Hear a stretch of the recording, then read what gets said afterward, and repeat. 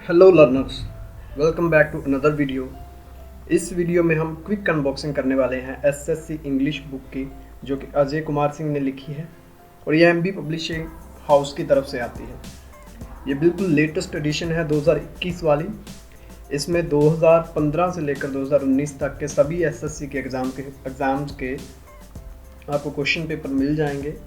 और दोस्तों, ये सिर्फ एक क्विक अनबॉक्सिंग वीडियो होगी। इसकी फुल डेप्थ रिव्यू के लिए आप इस चैनल को सब्सक्राइब कर सकते हैं, वो हम अनदर वीडियो में डिस्कस करेंगे। तो without wasting any time, let's explore.